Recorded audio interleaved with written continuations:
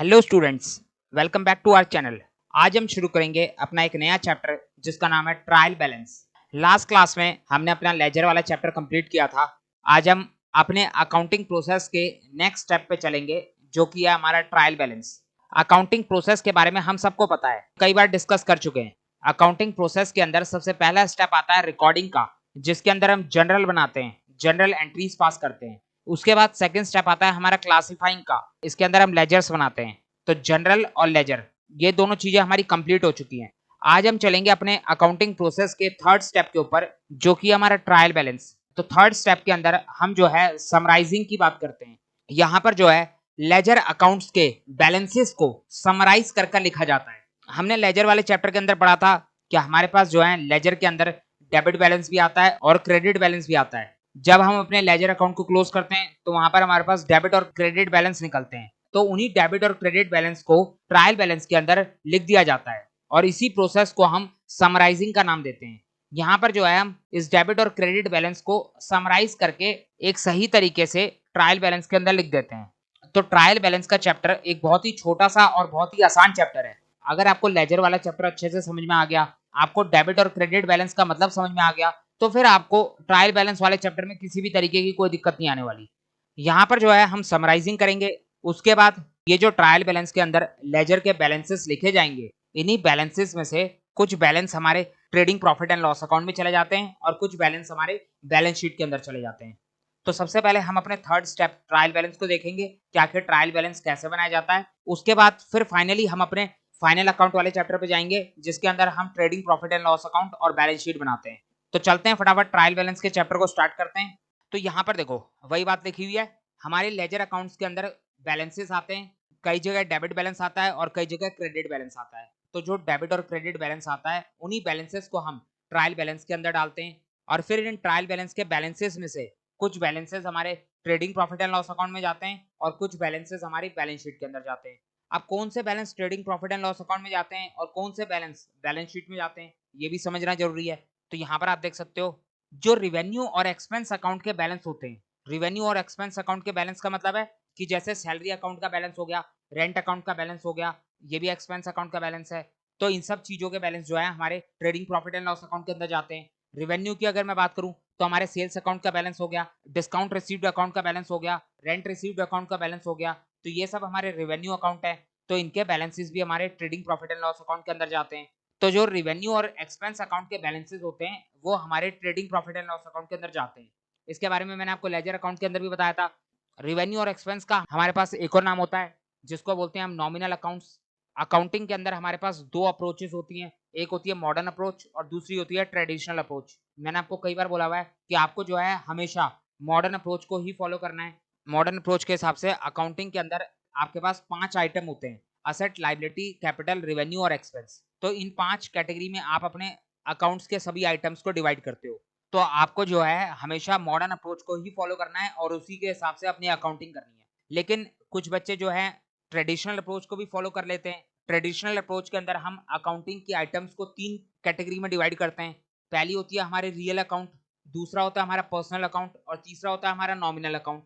जो आपके रिवेन्यू और एक्सपेंस होते हैं उन्हीं को हम नॉमिनल अकाउंट का भी नाम देते हैं। तो ट्रेडिशनल अप्रोच में बोलते हैं हम नॉमिनल अकाउंट, जबकि मॉडर्न अप्रोच में बोलते हैं हम रिवेन्यू और एक्सपेंस अकाउंट। तो नॉमिनल अकाउंट हो चाहे रिवेन्यू और एक्सपेंस अकाउंट हो, इनके बैलेंसेस को हम अपने trading profit and loss account के अंदर ट्रांसफर करते हैं। अभी हम एक प्रैक्टिकल क्वेश्चन देखेंगे तब जाके अच्छे से बात समझ में आएगी। अब अगर मैं बात करूं बैलेंस शीट की, तो बैलेंस शीट के अंदर हमारे असेट, लायबिलिटी और कैपिटल के बैलेंसेस आते हैं। जब भी हम असेट अकाउंट बनाते हैं तो उसका हमारा डेबिट बैलेंस निकलता है। उसी तरह जब हम लायबिलिटी और कैपिटल अकाउंट बनाते हैं तो उसका हमारा क्रेडिट बैलेंस निकलता है। तो जो डेबिट बैलेंस और क्रेडिट बैलेंस है उन बैलेंसेस को सबसे पहले हम अपने ट्रायल बैलेंस के अंदर डालते हैं। उसके बाद ट्रायल बैलेंस से उन बैलेंसेस को बैलेंस शीट के अंदर ट्रांसफर करा जाता है। तो असेट, लायबिलिटी और कैपिटल ये तो मॉडर्न अप्रोच के अकॉर्डिंग हो गया। अब अगर मैं ट्रेडिशनल अप्रोच की बात करूं तो ट्रेडिशनल अप्रोच में इनको नाम दिया जाता है रियल और पर्सनल अकाउंट। अब ये रियल अकाउंट और पर्सनल अकाउंट क्या होता है तो इसको लेकर मैं एक सेपरेट वीडियो बना दूंगा जहां पर मैं आपको ट्रेडिशनल अप्रोच बता दूंगा कि उसमें रियल अकाउंट का मतलब क्या होता है, पर्सनल अकाउंट का मतलब क्या होता है और नॉमिनल अकाउंट का मतलब क्या होता है। मैंने आपको मॉडर्न अप्रोच तो करा रखा है लेकिन ट्रेडिशनल अप्रोच अभी तक नहीं करवाया, तो उसके लिए एक सेपरेट वीडियो जल्दी आ जाएगी। तो यहाँ पर जिसको रियल अकाउंट और पर्सनल अकाउंट का मतलब नहीं पता तो कोई दिक्कत नहीं है, आप जो है मॉडर्न अप्रोच के अकॉर्डिंग एसेट लायबिलिटी और कैपिटल समझ लो। बाकी जिसको रियल और पर्सनल अकाउंट का मतलब पता है तो उनको तो समझ में आ ही रहा होगा कि मैं क्या बोल रहा हूँ। तो क्लियर है, इतनी बात आपको समझ में आ गई। तो अब चलते हैं आगे। तो यहाँ पर अगर मैं बात करूँ ट्रायल बैलेंस के मीनिंग की कि आखिर ट्रायल बैलेंस क्या होता है, तो देखो सबसे पहली बात कि ट्रायल बैलेंस हमारा एक स्टेटमेंट है। ट्रायल बैलेंस हमारा अकाउंट नहीं है। अभी हमने लेजर अकाउंट्स देखे थे, तो लेजर हमारे अकाउंट्स थे जिसके अंदर दो साइड होती थी, एक होती थी डेबिट साइड और दूसरी होती थी क्रेडिट साइड। और अकाउंट्स जो हैं वो एक टी शेप फॉर्मेट में बनते हैं, जबकि यहाँ पर जो ट्रायल बैलेंस है वो एक स्टेटमेंट है जिसके अंदर लेजर अकाउंट के बैलेंसेस को रिकॉर्ड करा जाता है। और ट्रायल बैलेंस जो है वो एक पर्टिकुलर डेट पर बनाया जाता है। जैसे कि हम अपनी बैलेंस शीट बनाते हैं, बैलेंस शीट में लिखा होता है as on a particular date. इसको यहां से समझो, as on a particular date और फॉर द पीरियड का मतलब क्या होता है। कई जगह आपको देखने को मिलेगा as on a particular date. Balance sheet हम अपनी as on a particular date बनाते हैं, जबकि प्रॉफिट एंड लॉस अकाउंट हम अपना फॉर द पीरियड बनाते हैं। तो इन दोनों के बीच क्या फर्क है, ध्यान से सुनना। तो लेट सपोज हमारा एक बिजनेस है जो कि स्टार्ट हुआ था 2018 में, तो हम जो है एक साल तक बिजनेस करेंगे। 2018 से लेकर 2019 तक हम अपना बिजनेस कर रहे हैं। उसके बाद 31 मार्च 2019 को हम अपने फर्स्ट ईयर की बैलेंस शीट बनाएंगे और अपने फर्स्ट ईयर का प्रॉफिट एंड लॉस अकाउंट बनाएंगे। तो यहाँ पर दोनों के बीच का फर्क समझना है। 2019 में जब हम अपना प्रॉफिट एंड लॉस अकाउंट बनाएंगे तो उस प्रॉफिट एंड लॉस अकाउंट के अंदर फर्स्ट ईयर की जितनी भी ट्रांजैक्शंस होंगी उन ट्रांजैक्शंस को हम अपने प्रॉफिट एंड लॉस अकाउंट के अंदर रिकॉर्ड करेंगे। यानी 2018 से लेकर 2019 तक जितनी भी ट्रांजैक्शंस फर्स्ट ईयर के अंदर हो रखी होंगी उन सब की रिकॉर्डिंग हमारे 31 मार्च 2019 को बनने वाले प्रॉफिट एंड लॉस अकाउंट के अंदर होगी। तो यहाँ पर हमारा फर्स्ट ईयर का प्रॉफिट एंड लॉस अकाउंट बन गया। उसी तरीके से हम अपने फर्स्ट ईयर की बैलेंस शीट बनाएंगे। तो बैलेंस शीट के अंदर क्या आता है, एसेट लायबिलिटी और कैपिटल। तो 31 मार्च 2019 को हमारे पास जितनी एसेट जितनी लायबिलिटी और जितनी कैपिटल होगी उसको जो है हम 31 मार्च 2019 की बैलेंस शीट के अंदर रिकॉर्ड कर देंगे। तो फर्स्ट ईयर की हमारी बैलेंस शीट भी बन जाएगी और फर्स्ट ईयर का हमारा प्रॉफिट एंड लॉस अकाउंट भी बन जाएगा। उसके बाद बात आएगी सेकंड ईयर की। फिर हम सेकंड ईयर में बिजनेस करेंगे, यानी 2019 से लेकर 2020 तक बिजनेस करेंगे। फिर 31 मार्च 2020 को हम अपना सेकंड ईयर का प्रॉफिट एंड लॉस अकाउंट बनाएंगे।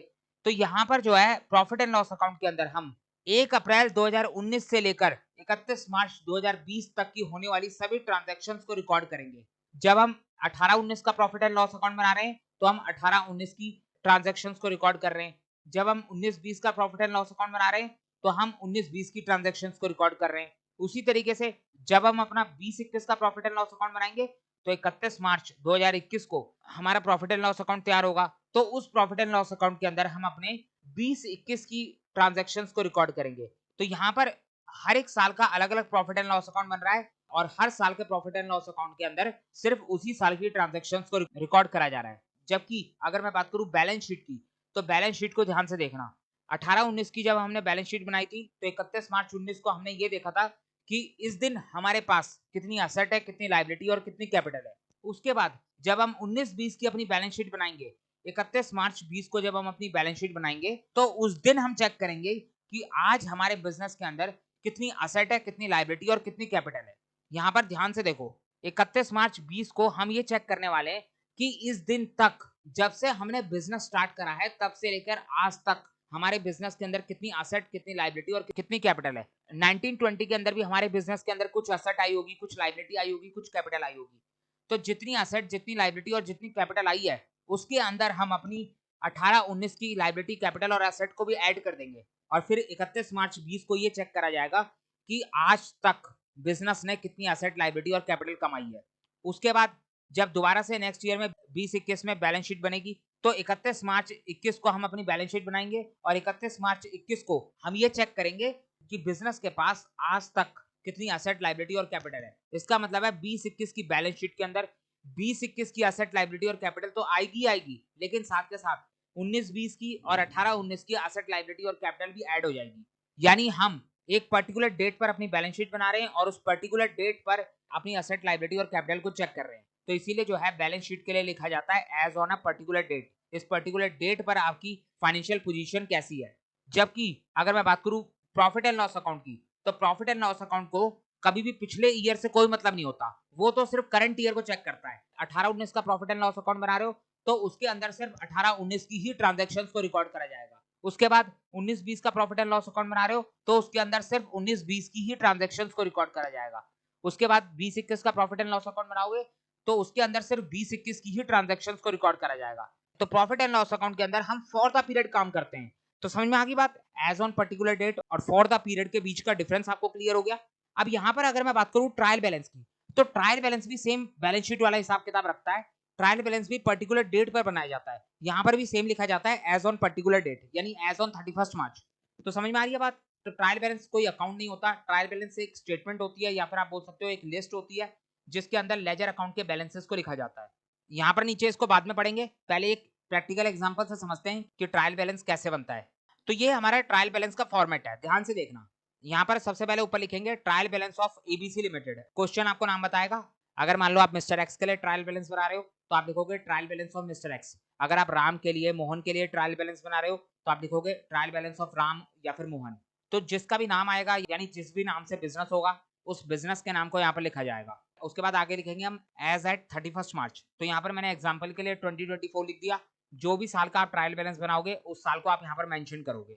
और आपका अकाउंटिंग पीरियड हो सकता है 31 मार्च को एंड हो, या फिर कई बार जो है 31 दिसंबर को भी अकाउंटिंग पीरियड का एंड होता है। तो वो तो बिजनेस टू बिजनेस डिपेंड करता है। तो जिस भी डेट को आपका अकाउंटिंग ईयर एंड होगा उस डेट को आप यहाँ पर लिखोगे, यानी यहाँ पर जो है क्लोजिंग डेट लिखी जाती है। हमारे पास यहाँ पर 4 कॉलम बनेंगे। सबसे पहला कॉलम होगा हमारा नेम ऑफ अकाउंट का। यहाँ पर जो है हम अकाउंट का नाम लिखेंगे। हमारे पास 5 तरीके के अकाउंट होते हैं, असेट, लायबिलिटी, कैपिटल, रेवेन्यू और एक्सपेंस। इन्हीं अकाउंट्स के हम लेजर अकाउंट बना के आए। असेट की अगर मैं बात करूं तो असेट के हमारे पास कैश अकाउंट हो सकता है, बैंक अकाउंट हो सकता है, डेटर अकाउंट हो सकता है। तो असेट के अंदर तो कितने सारे अकाउंट्स हो सकते हैं। उसी तरह लायबिलिटी के अंदर क्रेडिटर अकाउंट होता है, लोन अकाउंट होता है, तो इसके अंदर भी कई सारे अकाउंट हो सकते हैं। उसके बाद कैपिटल के अंदर हमारा कैपिटल अकाउंट हो गया। एक्सपेंसेस के अंदर हमारा सैलरी अकाउंट हो गया, रेंट अकाउंट हो गया, इलेक्ट्रिसिटी बिल अकाउंट हो गया, टेलीफोन बिल अकाउंट हो गया। तो कई सारे एक्सपेंसेस अकाउंट भी हम बनाते हैं, उनके बैलेंसेस को हम यहाँ पर लिखेंगे। उसके बाद हमारा रेवेन्यू अकाउंट, जिसके अंदर हमारा सेल्स अकाउंट आ जाता है, discount received, rent received account आ जाते हैं। तो कई सारे अकाउंट्स आ जाते हैं रेवेन्यू अकाउंट के अंदर भी। तो इन्हीं सब अकाउंट्स का नाम हम यहाँ पर लिखेंगे अपने पहले कॉलम के अंदर। अभी प्रैक्टिकल क्वेश्चन से देखेंगे कि कैसे लिखा जाता है। उसके बाद सेकंड कॉलम आ जाता है हमारा एलएफ का, जिसको हम लेजर फोलियो बोलते हैं। तो अभी इसका यहाँ पर क्या मतलब है उसको अभी थोड़ी देर में समझेंगे। उसके बाद थर्ड कॉलम आता है हमारा डेबिट बैलेंस का। लेजर अकाउंट जब आपने बनाए थे तो वहां पर आपके 2 तरीके के बैलेंस आए थे। एक आया था आपका डेबिट बैलेंस और दूसरा आया था आपका क्रेडिट बैलेंस। तो जो डेबिट बैलेंस आया था उन सभी डेबिट बैलेंस को हम यहाँ पर लिखेंगे, और जो क्रेडिट बैलेंस आया था उन सभी क्रेडिट बैलेंस को हम यहाँ पर लिखेंगे। तो हमारे पास 2 तरीके के बैलेंसेस हो गए, एक डेबिट बैलेंस और दूसरा क्रेडिट बैलेंस। तो ये टोटल 4 कॉलम हम बनाते हैं। उसके बाद जो है फाइनली सब कुछ लिखने के बाद हम यहाँ पर टोटल कर देते हैं। हम डेबिट बैलेंस को भी टोटल कर देंगे और क्रेडिट बैलेंस को भी टोटल कर देंगे। हमारा जो है डेबिट बैलेंस और क्रेडिट बैलेंस दोनों इक्वल हो जाएगा। अगर आपका डेबिट और क्रेडिट बैलेंस इक्वल आ गया तो इसका मतलब है कि आपका ट्रायल बैलेंस सही है। तो ट्रायल बैलेंस के अंदर हमारा डेबिट का टोटल और क्रेडिट का टोटल इक्वल आता है। तो चलते हैं इसको एक प्रैक्टिकल एग्जांपल से समझते हैं, तब जाके अच्छे से बात समझ में आएगी। तो ये हमारा वही एग्जांपल है जो हमने लेजर अकाउंट के चैप्टर के थर्ड पार्ट में देखा था। लेजर अकाउंट के थर्ड पार्ट के अंदर हमने अपना तीसरा एग्जांपल देखा था। ये वही तीसरा एग्जांपल है जिसके अंदर हमने सबसे पहले जनरल एंट्री पास करी थी, उसके बाद हमने इसके लेजर अकाउंट्स बनाए थे। तो जनरल एंट्रीज और लेजर अकाउंट्स तो हम यहाँ पर दोबारा नहीं देखेंगे। तो जिसने लेजर अकाउंट का थर्ड पार्ट नहीं देखा वो जो है लेजर अकाउंट के थर्ड पार्ट को देख सकता है और समझ सकता है कि इसकी जनरल एंट्री और लेजर अकाउंट कैसे बनाए जाएंगे। यहाँ पर हम इनके लेजर अकाउंट से इस क्वेश्चन का ट्रायल बैलेंस बनाने वाले हैं। हमने जो है सबसे पहले इस क्वेश्चन के अंदर जनरल एंट्रीज पास करी थी, उसके बाद जो है यहाँ पर हमने इसके लेजर अकाउंट्स बनाए थे। सबसे पहले हमने कैश अकाउंट बनाया था, फिर कैपिटल बनाया था, फिर बैंक अकाउंट, फिर फर्नीचर अकाउंट, फिर purchases account, carriage account, discount account, Ramesh account, sales account, Mohan account, rent account, drawing account. तो ये सारे अकाउंट्स हमने बनाए थे। आज मैं आपको बताने वाला हूं कि इन अकाउंट्स के मदद से आप जो है ट्रायल बैलेंस कैसे बना सकते हो। तो ट्रायल बैलेंस बनाने के लिए सबसे पहले हम ट्रायल बैलेंस का फॉर्मेट बना लेंगे। ये हमारा फॉर्मेट है। यहाँ पर आप लिखोगे trial balance of ABC limited या फिर मिस्टर एक्स या मिस्टर वाई, जो भी नाम दिया होगा। आगे आप लिखोगे एज एट 31 मार्च, जो भी साल होगा, 22, 23, 24 जो भी साल होगा उसको आप यहाँ पर लिखोगे। उसके बाद आप इसका फॉर्मेट बनाओगे। सबसे पहले आएगा नेम ऑफ अकाउंट, यानी यहाँ पर अकाउंट का नाम आएगा। जितने अकाउंट हमने बनाए थे वो सारे अकाउंट के नाम यहाँ पर लिखे जाएंगे। Cash account, bank account, capital account, furniture account, purchases account, तो ये सारे नाम हम यहाँ पर लिखेंगे। उसके बाद सेकंड कॉलम आता है एलएफ का, इसको अभी थोड़ी देर में समझेंगे। फिर आएगा हमारा डेबिट बैलेंस का कॉलम और फिर आएगा हमारा क्रेडिट बैलेंस का कॉलम। तो इस तरीके से हमारा ट्रायल बैलेंस का फॉर्मेट बन जाएगा। तो सबसे पहले आप फॉर्मेट बना लोगे, इतना काम तो आराम से हो जाएगा। तो 50% काम तो हमारा हो गया। अब बच गया हमारा डेबिट और क्रेडिट बैलेंस। तो इनके अंदर फटाफट अमाउंट लिखेंगे और फिर फाइनली इसको टोटल करेंगे। तो अब इनकी अमाउंट कैसे लिखी जाएगी तो वो भी देख लेते हैं। तो यहाँ पर देखो सबसे पहले हमारा कैश अकाउंट था, तो कैश अकाउंट के अंदर हमें सिर्फ एक बात देखनी है कि हमारा कैश अकाउंट का जो क्लोजिंग बैलेंस आया था वो क्लोजिंग बैलेंस हमारा डेबिट बैलेंस है या क्रेडिट बैलेंस है। तो मैंने आपको अच्छे से बताया था जिस साइड का टोटल ज्यादा होता है उसी साइड का बैलेंस कहलाता है। यहाँ पर हमने कैश अकाउंट का क्लोजिंग बैलेंस क्रेडिट साइड में लिखा हुआ है बाय बैलेंस सीडी, लेकिन है ये हमारा डेबिट बैलेंस क्योंकि डेबिट साइड का टोटल ज्यादा आ रहा था। और वैसे भी हमें पता है कि कैश अकाउंट हमारा असेट अकाउंट है और असेट अकाउंट का हमेशा डेबिट बैलेंस होता है। तो यहाँ पर हमारे पास कितना बैलेंस है 35,300। तो यही 35,300 को हम अपने ट्रायल बैलेंस के अंदर डेबिट बैलेंस में लिख देंगे। यहाँ पर कैश अकाउंट के सामने डेबिट बैलेंस में आप लिख दोगे 35,300। तो जिस अकाउंट का डेबिट बैलेंस है वो डेबिट बैलेंस के कॉलम में आ जाएगा और जिस अकाउंट का क्रेडिट बैलेंस है वो क्रेडिट बैलेंस के कॉलम में आ जाएगा। बस इतना सा काम आपको करना है। तो जिसने लेजर अकाउंट के बैलेंसेस को समझा था कि डेबिट बैलेंस किसको बोलते हैं और क्रेडिट बैलेंस किसको बोलते हैं, तो अगर आपको ये पता है तो फिर आपको तो कोई दिक्कत नहीं होने वाली। उसके बाद नेक्स्ट था हमारा कैपिटल अकाउंट। कैपिटल अकाउंट का हमारा कौन सा बैलेंस होता है, हमें वैसे ही पता है कैपिटल अकाउंट का हमारा क्रेडिट बैलेंस होता है। यहाँ पर ये डेबिट साइड में लिखा हुआ है लेकिन है ये क्रेडिट बैलेंस क्योंकि क्रेडिट साइड का टोटल ज्यादा था। तो हमारे पास कैपिटल अकाउंट का क्रेडिट बैलेंस है 50,000 का। तो फटाफट हम ट्रायल बैलेंस के अंदर जाएंगे और क्रेडिट बैलेंस को लिख देंगे। यहाँ पर देखो कैपिटल अकाउंट का क्रेडिट बैलेंस था 50,000, तो हमने यहाँ पर क्रेडिट बैलेंस के कॉलम में लिख दिया। तो समझ में आ गया। उसके बाद अगर मैं बैंक अकाउंट की बात करूं तो बैंक अकाउंट का हमारे पास यहाँ पर डेबिट बैलेंस है, लिखा क्रेडिट साइड में है लेकिन है तो डेबिट बैलेंस। और वैसे भी हमें पता है बैंक अकाउंट हमारा असेट अकाउंट है और असेट अकाउंट का हमेशा डेबिट बैलेंस आता है। तो यहाँ पर हमारे पास बैंक अकाउंट का डेबिट बैलेंस है 7,500, लिख देंगे फटाफट इसको ट्रायल बैलेंस के अंदर। तो यहाँ पर बैंक अकाउंट के आगे हम लिख देंगे 7,500 डेबिट बैलेंस। तो समझ में आ गया। ऐसे ही फटाफट आपको सारे अकाउंट देखते जाने और यहाँ पर उसके बैलेंसेस लिखते जाना है।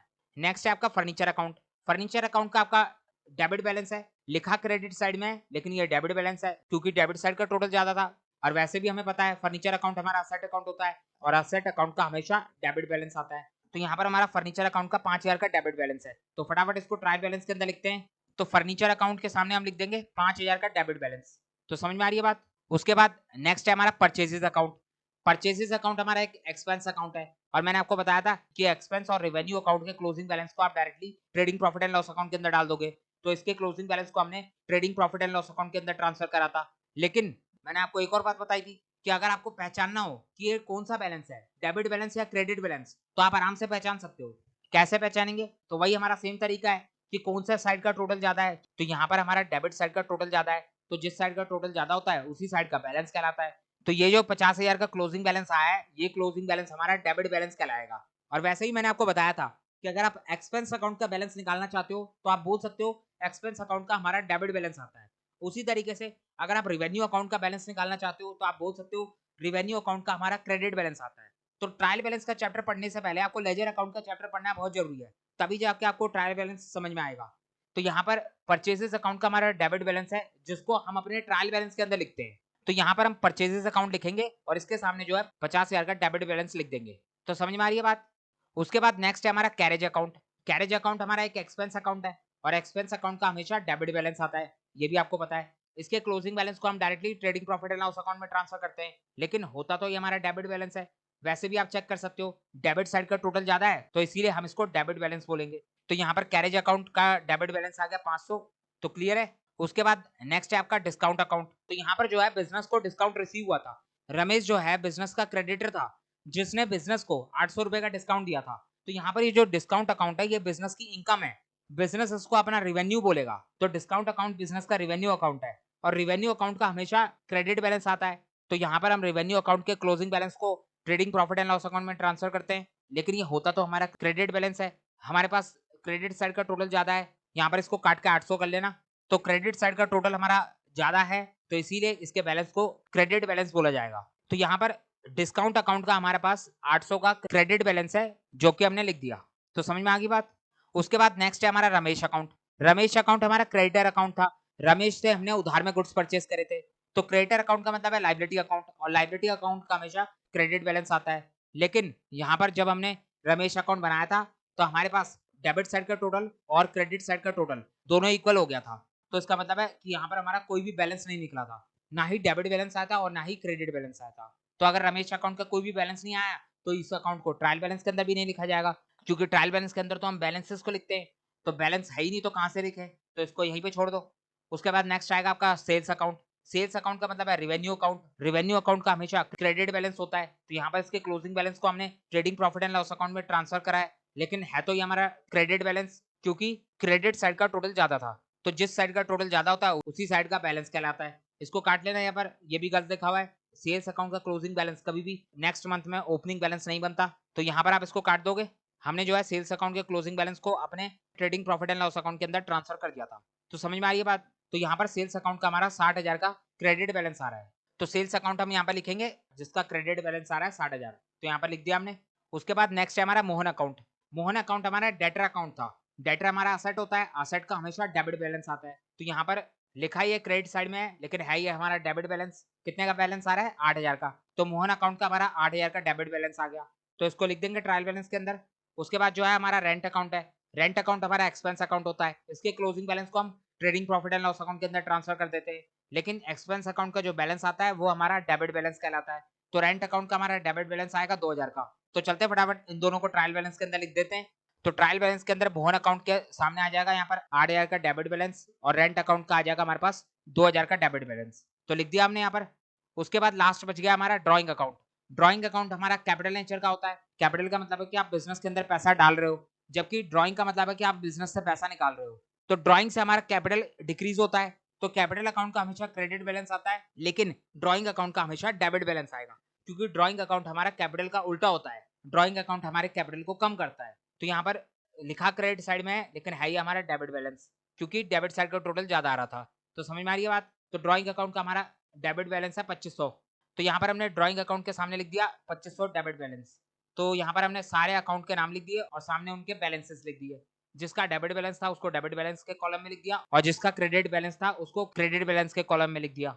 उसके बाद अब हमें फाइनली अपने डेबिट बैलेंस का टोटल करना है और क्रेडिट बैलेंस का टोटल करना है। तो जब हमने डेबिट बैलेंस का टोटल करा तो आ रहा है हमारे पास 1,10,800, और जब हमने क्रेडिट बैलेंस का टोटल करा तो इसका टोटल भी हमारे पास 1,10,800 ही आ रहा है। तो हमारा डेबिट बैलेंस और क्रेडिट बैलेंस इक्वल हो गया, यानी हमारा ट्रायल बैलेंस टैली हो गया। टैली होने का मतलब क्या होता है कि आपका डेबिट और क्रेडिट बैलेंस इक्वल हो गया। तो अगर आपका डेबिट और क्रेडिट बैलेंस इक्वल हो गया तो इसका मतलब है कि आपने जो है लेजर अकाउंट के अंदर प्लस माइनस में कोई भी गड़बड़ नहीं करी है। लेजर अकाउंट के अंदर जो आपने प्लस माइनस करा था, जो आपने टोटलिंग करी थी, वो आपकी बिल्कुल सही थी। अगर आपके ट्रायल बैलेंस का टोटल टैली हो जाए तो इससे आप ये कभी नहीं बोल सकते कि आपका लेजर अकाउंट 100% सही है। आप अभी तक जो जर्नल एंट्री पास करते हुए आ रहे हो, लेजर अकाउंट बनाते हुए आ रहे हो, वो आपका 100% एक्यूरेट है। इस तरीके की बातें आप नहीं कर सकते। यहाँ पर आप ये बोल सकते हो कि कैश अकाउंट का जो हमने टोटल करा था और उसके बाद जो हमने इसका बैलेंस निकाला था, इसके अंदर हमारी कैलकुलेशन बिल्कुल ठीक है। अगर आपका ट्रायल बैलेंस टैली हो रहा है इसका मतलब आपकी कैलकुलेशन करेक्ट है। लेकिन यहाँ पर आपने सही अकाउंट की पोस्टिंग करी है, हर एक लेजर अकाउंट के सामने सही अमाउंट लिखा है, इस बात की कोई गारंटी नहीं है, हो सकता है इसमें गलती भी हो, उसके बावजूद आपका ट्रायल बैलेंस टैली हो सकता है। अभी मैं आपको बताऊंगा कि कुछ गलतियों के बावजूद हमारा ट्रायल बैलेंस टैली हो जाता है। तो हमारे ट्रायल बैलेंस के टैली हो जाने का ये मतलब कभी भी नहीं निकाला जा सकता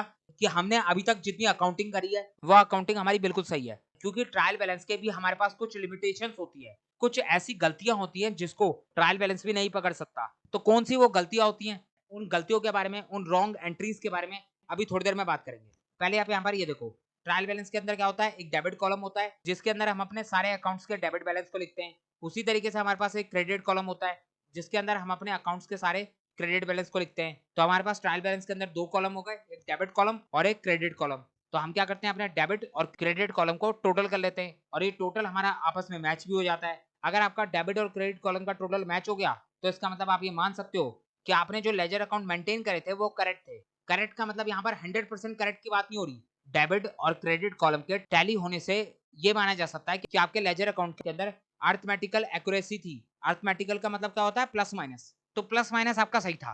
trial balance proves only the arithmetical accuracy of posting in the ledger. तो इसीलिए बोला जाता है कि ट्रायल बैलेंस का टैली होना आपके एक्यूरेसी का कंक्लूसिव प्रूफ नहीं होता। कंक्लूसिव प्रूफ का मतलब है कि 100% प्रूफ नहीं होता। हमारे पास कुछ ऐसी गलतियां बच जाती हैं, कुछ ऐसे एरर बच जाते हैं जो कि ट्रायल बैलेंस के अंदर डिस्क्लोज नहीं हो पाते। तो कौन से वो एरर होते हैं उसके बारे में अभी बात करेंगे थोड़ी देर में। पहले आप ये बताओ, आपको यहाँ तक की बात समझ में आ गई? तो इतनी बात आपको क्लियर हो गई। अब देखो, हमारे पास कुछ ट्रायल बैलेंस के लिमिटेशन भी होते हैं। इस लिमिटेशन को हम बाद में पढ़ेंगे, क्योंकि लिमिटेशन आपको तभी समझ में आएंगी जब आपको ये पता चलेगा कि आखिर कौन सी वो गलतियां होती है जिनके होने के बावजूद हमारा ट्रायल बैलेंस टैली हो जाता है। तो उन गलतियों को, उन एरर्स को समझने से पहले एक बार एक और एग्जांपल देखते हैं, एक बार और ट्रायल बैलेंस बना के देखते हैं।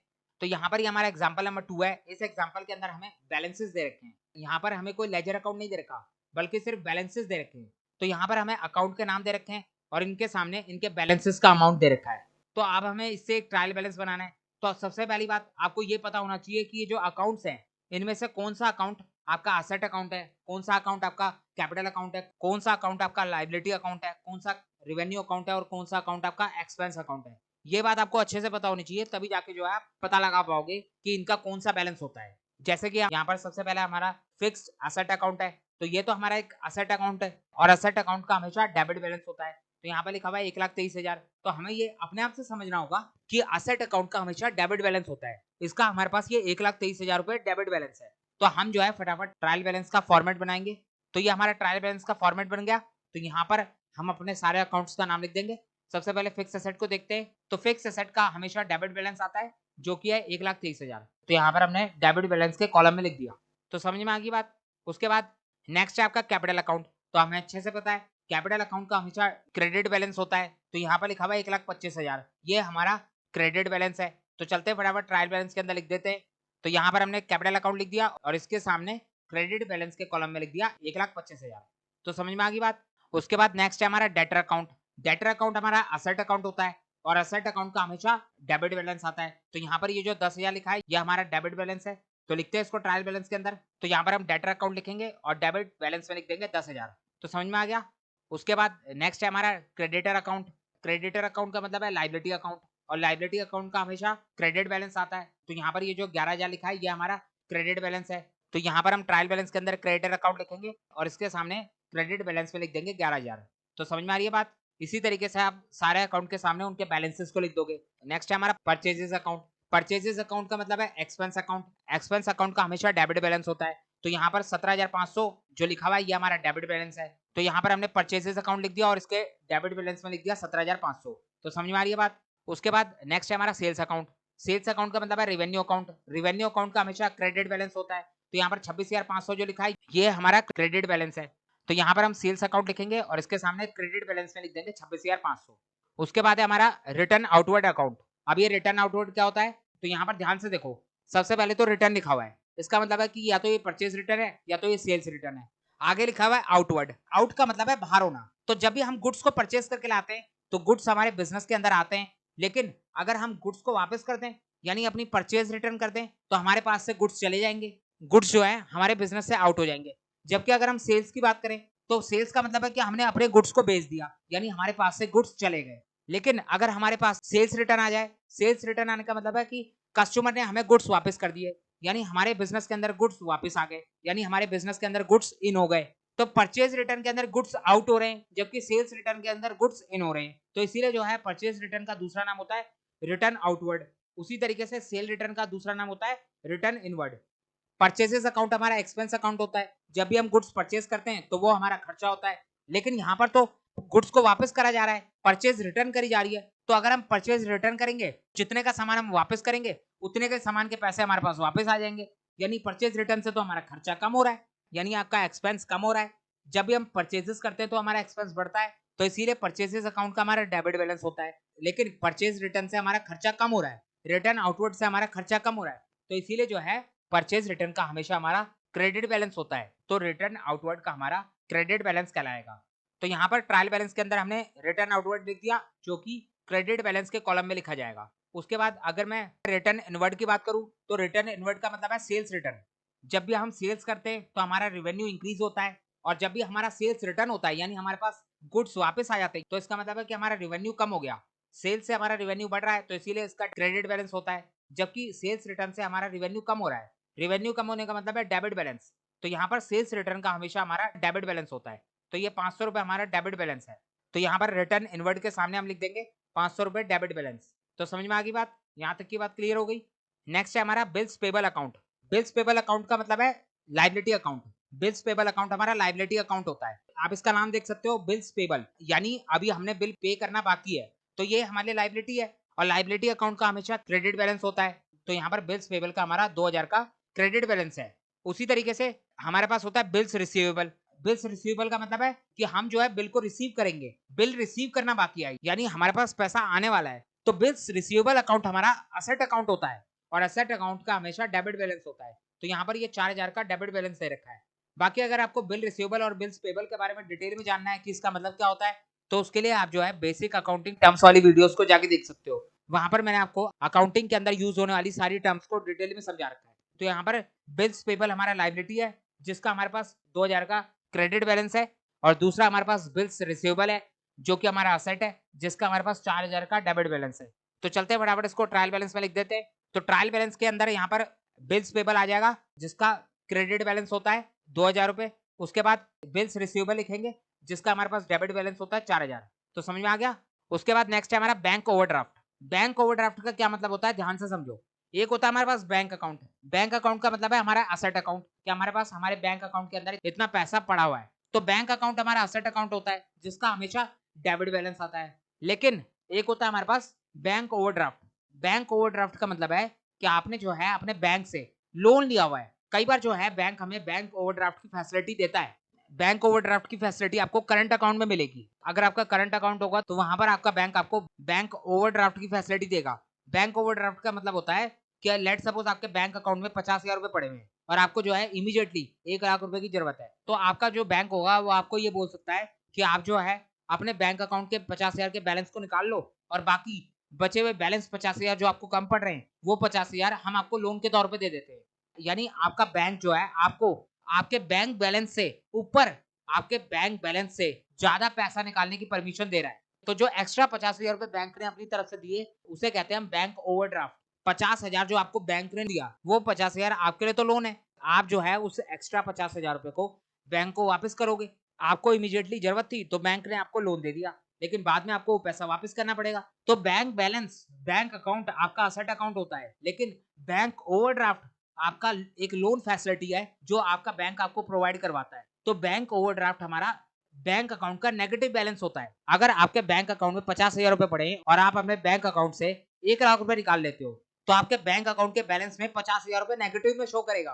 तो वही जो नेगेटिव में बैंक अकाउंट का बैलेंस होता है उसी बैलेंस को हम यहाँ पर बैंक ओवरड्राफ्ट का नाम देते हैं। तो ये जो बैंक ओवरड्राफ्ट है ये आपके लिए लोन होता है या आपकी लायबिलिटी होता है, और लायबिलिटी का हमेशा क्रेडिट बैलेंस आता है। तो यहाँ पर ये 3,000 रुपए हमारा क्रेडिट बैलेंस है। तो यहाँ पर हमने ट्रायल बैलेंस के अंदर बैंक ओवरड्राफ्ट अकाउंट लिख दिया और इसका हमारे पास 3,000 का क्रेडिट बैलेंस है। तो समझ में आ रही है बात। उसके बाद नेक्स्ट है हमारा ओपनिंग स्टॉक। ओपनिंग स्टॉक का मतलब भी स्टॉक ही होता है, वो गुड्स जो आपका पिछले साल नहीं बिक पाया, जो ईयर के एंड में गुड्स बच जाते हैं वो हमारा क्लोजिंग स्टॉक होता है। उसके बाद वो क्लोजिंग स्टॉक नेक्स्ट ईयर के लिए ओपनिंग स्टॉक बन जाता है। तो ओपनिंग स्टॉक का मतलब गुड्स होता है और गुड्स का मतलब होता है असेट, और असेट अकाउंट का हमेशा डेबिट बैलेंस आता है। तो यहाँ पर ये जो 3,750 है ये हमारा डेबिट बैलेंस है। तो यहाँ पर हम ओपनिंग स्टॉक लिख देंगे 3,750 डेबिट कॉलम में लिख दिया जाएगा। तो समझ में आ गई बात। उसके बाद नेक्स्ट आता है हमारा वेजेस अकाउंट। वेजेस अकाउंट हमारा एक्सपेंस अकाउंट है, इसका हमारा डेबिट बैलेंस होगा। उसके बाद हमारा सैलरी अकाउंट आएगा, रेंट अकाउंट आएगा, ये भी हमारा एक्सपेंस अकाउंट है। तो इन सब का हमारा डेबिट बैलेंस ही होगा। तो ये सारे हमारे डेबिट कॉलम में जाएंगे। तो हमने तीनों अकाउंट लिख दिए, वेजेस अकाउंट, सैलरी अकाउंट और रेंट अकाउंट, और इन तीनों का हमारे पास डेबिट बैलेंस आ रहा है। तो समझ में आ गई बात। तो आपको ट्रायल बैलेंस बनाने के लिए ये बात अच्छे से पता होनी चाहिए कि कौन से अकाउंट का कौन सा बैलेंस होता है। मैंने आपको कई बार बता रखा है कि असेट और एक्सपेंस अकाउंट का हमारा डेबिट बैलेंस होता है और लायबिलिटी, कैपिटल और रेवेन्यू अकाउंट का हमारा क्रेडिट बैलेंस होता है। बस आपको इतना सा ध्यान रखना है, उसके बाद आप आराम से ट्रायल बैलेंस बना सकते हो। तो इसी तरीके से आपको एग्जाम में क्वेश्चन दे रखा होगा, यहाँ पर आपको अकाउंट के नाम दे रखे होंगे और उनके बैलेंसेस दे रखे होंगे, और इससे आपको पहचानना है कि ये कौन सा अकाउंट है और इसका कौन सा बैलेंस होता है, डेबिट बैलेंस या क्रेडिट बैलेंस। तो समझ में आ गई बात, क्लियर हो गया आपको। तो यहाँ पर हम इसको टोटल कर लेंगे, डेबिट साइड का टोटल करेंगे जो कि आ रहा है 1,67,750। उसके बाद क्रेडिट साइड का टोटल करोगे वो भी सेम आ रहा है 1,67,750। तो डेबिट बैलेंस और क्रेडिट बैलेंस दोनों हमारा इक्वल आता है। तो यहाँ पर हमारा ट्रायल बैलेंस टैली हो गया। तो ट्रायल बैलेंस बनाना आपको आ गया, यहाँ तक की बात आपको क्लियर हो गई। तो अब हम चलेंगे और समझेंगे कि आखिर ऐसी कौन सी गलतियां होती हैं, कौन से ऐसी एरर होते हैं जिनके होने के बावजूद हमारा ट्रायल बैलेंस टैली हो जाता है।